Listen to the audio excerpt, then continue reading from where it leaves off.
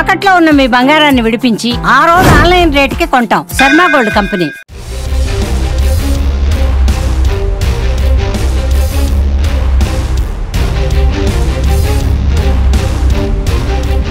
CIT ఆధ్వర్యంలో విజయవాడ ధర్నా చౌక్లో ఆందోళన జరుగుతుంది. వాళ్ళ ప్రధాన డిమాండ్స్ వీళ్ళు ఇక్కడ క్లియర్గా రాశారు. ర్యాపిడో అలాగే ఊబర్, ఓలా వీటి కమిషన్ పెంచాలంటున్నారు. అలాగే ఇటువంటి యాప్లన్నింటినీ కూడా ప్రభుత్వం ఏర్పాటు చేయాలని చెప్తున్నారు. దీంతోపాటు చాలా కీలకమైంది ఇక్కడ చూడొచ్చు, ఆటోలకి ఫిట్నెస్ ఏదైతే ఉంటుందో అది ప్రభుత్వ ఆధీనంలో ఉండాలంటున్నారు. అంటే వీళ్ళు చెప్తుంటే గతంలో ఏదైతే మోటార్ వెహికల్ ఇన్స్పెక్టర్లో ఏదైతే వాళ్ళు తనిఖీలు చేసేవారో ఆ విధంగా తనిఖీలు చేయాలనేది వీళ్ళు చేసిన ప్రధాన డిమాండ్. ఆటో డ్రైవర్లంతా కూడా భారీ ఎత్తున ధర్నాలో పాల్గొన్నారు. సార్ నమస్తే.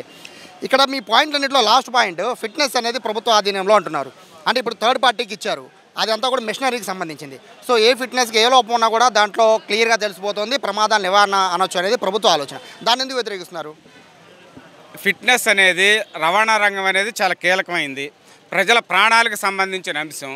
ఇటువంటిది ఏదైనా సరే ప్రభుత్వ రంగంలోనే ఉండాలి తప్ప ప్రైవేట్ వాళ్ళకి థర్డ్ పార్టీకి ఇవ్వడానికి వీల్లేదు. ఎందుకంటే ఈరోజు థర్డ్ పార్టీ వాళ్ళు మిషనరీ పెట్టారు, టెక్నాలజీ పెట్టారు.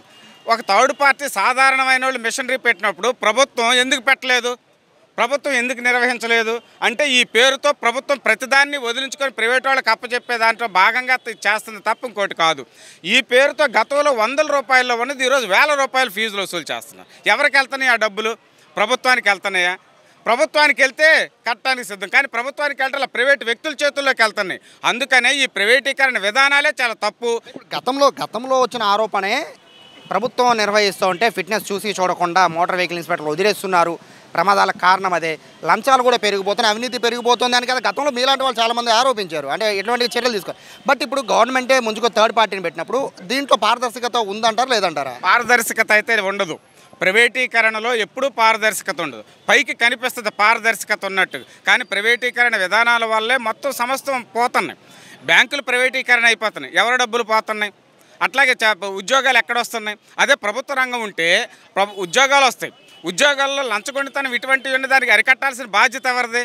ప్రభుత్వానికి. ప్రభుత్వం ఆ పని చేయకోకుండా లంచగొండితనం వచ్చింది పెరుగుతుందని చెప్పి ప్రైవేటీకరణకి ఇస్తే అది పరిష్కారమా? కాదు. ఇది ఎట్టుందంటే సూర్యులో ఏయో ఉన్నట్టు ఇల్లు తగలబెట్టుకున్నట్టు ఉంది తప్ప ఇంకోటి కాదు. ప్రభుత్వ విధానాలు మార్చుకోవాలి, ప్రజలకే కార్మికులకి అందరికి ఉపయోగపడేటట్టు తమ విధానాలు ఉండాలని చెప్పి మేము కోరుతున్నాం. రెండోది ఓలా ఊబర్ కాదు, అసలు ప్రభుత్వం ఒక యాప్ ఎందుకు క్రియేట్ చేయదు? ఈరోజు ఓలా ఊబర్లో ఎక్కడున్నారో తెలియకుండా ప్రతి రైడ్ మీద 10 రైడ్ దాంట్లో దాదాపు 40% 30% పైన వాళ్ళు తీసేసుకుంటున్నారు. పెట్రోల్ వేళది, శ్రమ వేళది, కానీ దానికి ఆదాయం వాళ్ళు పొందుతున్నారు సగానికి. అన్నీ ఒప్పుకునే కదా మీరు వాళ్ళకి, మీరు మీ ఆటో డ్రైవర్లు అందరూ కూడా ఒప్పుకునే కదా యాప్కి సంబంధించి. మీరు ఓలా ఊబర్ యాప్లను ఎప్పుడు ఆటో డ్రైవర్లు ఒప్పుకోలేదు. స్వతంత్రంగా ప్రభుత్వమే ఒక యాప్ని క్రియేట్ చేయండి అని చెప్పి క్రియేట్ చేసి ప్రభుత్వం నడపండి అని చెప్పి ఆటో కార్మికులు కోరుతున్నారు తప్ప ఆటో కార్మికులు కానీ ఇతర కార్మికులు ఎవరో కూడా ఓలా ఊబర్ను ఒప్పుకోలేదు. కాబట్టి అది రాష్ట్ర ప్రభుత్వం గుర్తించాలి, కేంద్ర ప్రభుత్వం గుర్తించాలి. ఎప్పటికైనా ఒక యాప్ని క్రియేట్ చేయండి, ఆ యాప్ ద్వారా నడపండి, ఆ వచ్చే కమిషన్ ప్రభుత్వానికి తీసుకోండి. ఆ విధంగా ట్రాన్స్పోర్ట్ కార్మికులు ఉపాధికి అట్లాగే వాళ్ళ సంక్షేమ బోర్డుకి ప్రభుత్వం బాధ్యత తీసుకోవాలి. వాళ్ళ మేనేజ్మెంట్కి కానీ వాళ్ళు తెలియజేస్తారు అంటే కమిషన్ పెంచాలి అని కానీ, లేకపోతే మాకున్న సరిపోవట్లేదని కానీ, లేకపోతే రూల్స్కి విరుద్ధం. ఎందుకంటే మీకు కస్టమర్తో కూడా గొడవ అవుతూ ఉంటుంది రెగ్యులర్గా. క్యాన్సిల్ చేస్తారు, రైడ్ క్యాన్సిల్ అయితే ఆ భారం కూడా డ్రైవర్ పడే అవకాశం ఉంది కదా. సో ఇవన్నీ ఎందుకు మీరు వాళ్ళతో ఎందుకు చర్చించట్లేదు? మేనేజ్మెంట్ ఇక్కడ ఉండదు, ఓలా మేనేజ్మెంట్ ఎక్కడ ఉంటుంది, ఊబర్ మేనేజ్మెంట్ ఇక్కడ ఎక్కడ ఉండదు. ఇక్కడ స్థానికంగా ఉండే ఆ బ్రాంచ్కి సంబంధించిన అధికారులు ఎవరో, ఏజెంట్లు ఉంటారు కూడా డిసిజన్ తీసుకునే పవర్స్ ఉండవు వాళ్ళకి.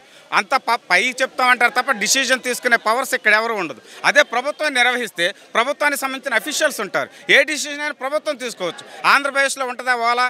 ఉండదు. ఢిల్లీలోనే ఏ ఇతర దేశాల్లో ఉంటుంది అది. కాబట్టి అక్కడ నిర్ణయాలు ఎవరో తీసుకోవడానికి కుదరదు. అదే ప్రభుత్వం నిర్వహిస్తే వెంటనే డిసిజన్ తీసుకోవడానికి అవకాశం ఉంటుంది. కార్మికుల మనోభావాలకు అనుగుణంగా నిర్ణయాలు చేయడానికి అవకాశం ఉంటుంది. వాళ్ళకి అవకాశం ఉండదు. ఎంతవరకు ప్రైవేట్ వాడికి లాభార్జనే, ఎంతవరకు వాడు లాభం చేకూర్చుకోవడానికే తప్ప కార్మికుల ప్రయోజనాలని వాళ్ళకి పట్టవు. అందుకనే ప్రభుత్వం ఒక యాప్ని క్రియేట్ చేసి ఆ యాప్ ద్వారా ఈ బుకింగ్స్ ఇవన్నీ చేయాలని మేము సూచిస్తున్నాం. సో ఇక్కడ వీళ్ళు చేస్తున్న డిమాండ్ ప్రకారం చూస్తూ ఉంటే ఈ ర్యాపిడో, ఓలా, ర్యాపిడో అనేవి ప్రభుత్వం నిర్వహించాలి అటువంటి యాప్లు అని చెప్తున్నారు. దాంతోపాటు చాలా కీలకమైన ఫిట్నెస్ టెస్ట్ అనేది ఇప్పుడు థర్డ్ పార్టీకి ఇచ్చింది ప్రభుత్వం. అది కూడా మిషనరీ ద్వారా నడుస్తోంది. ఎక్కడ కూడా చిన్న లోపం లేకుండా, ఏ చిన్న తప్పు జరిగినా కూడా మిషనరీ ద్వారా మళ్ళీ ఫస్ట్ నుంచి ఫిట్నెస్ టెస్ట్ చేయించుకోవాల్సిన పరిస్థితి. సో ఈ నేపథ్యంలో ఆ టెస్టును కూడా ప్రభుత్వం నిర్వహించాలి. ఆ యంత్రాంగాన్ని అలాగే ఆ మొత్తం ఉన్న మిషనరీని కూడా ప్రభుత్వమే ముందు నుంచి నడిపించాలి అనేది సిఐటియు డిమాండ్గా కనబడుతోంది. కెమెరా పర్సన్ కృష్ణతో సాయి, సుమన్ టీవీ, విజయవాడ నుంచి.